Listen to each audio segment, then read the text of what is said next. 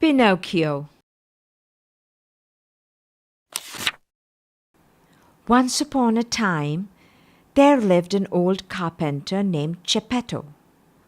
One day, he carved a puppet in the shape of a little boy and named him Pinocchio. "How I wish this boy was real," he said longingly. A kind fairy who was passing by heard Geppetto's words. That night, she sprinkled some magic dust on the puppet and brought Pinocchio to life. "But remember," she told the boy, "if you want to be a real boy, you must always be good and make your father Geppetto proud." Geppetto loved Pinocchio dearly. He bought books for Pinocchio and sent him to school so that he would become a very clever boy.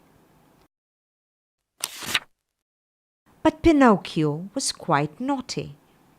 He and his friends used to skip school and play and have fun all the time. When Geppetto found out, he was very angry. "Did you miss school?" he asked. Naughty Pinocchio refused to tell the truth. "No, father, I was in school all day," he lied. Immediately, his wooden nose started to grow long. "Are you telling a lie?" Geppetto asked with a frown. "No, father," he replied, and his nose grew longer again. In fact, every time Pinocchio told a lie, his nose became longer and longer. Every time Geppetto's friend, the woodpecker, had to peck the boy's nose to its actual size. And every time Pinocchio used to promise to be a good boy next time. But Pinocchio soon forgot his promises. He thought, "School is no fun at all. I don't want to study any more. I want to have grand adventures." So Pinocchio and his friends ran away from home and joined a circus. However, Pinocchio soon realized that circus life was not fun at all. He worked all day and he missed Geppetto terribly. Plus, because he had stopped going to school, he had grown 2 large donkey ears. Poor Pinocchio. Then one day he heard terrible news.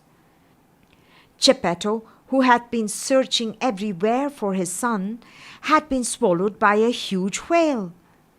Immediately, Pinocchio set off to try to save his father.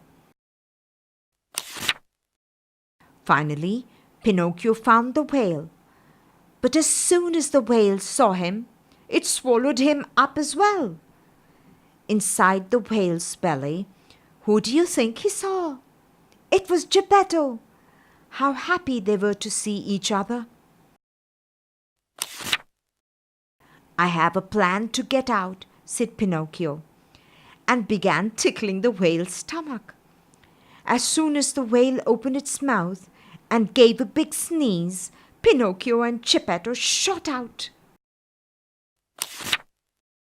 Pinocchio and Geppetto finally reached home safely. The fairy was so pleased with Pinocchio's bravery that she decided to make him into a real flesh and blood boy. From that day, he was a very good boy who never missed school again, and the father and son lived happily ever after.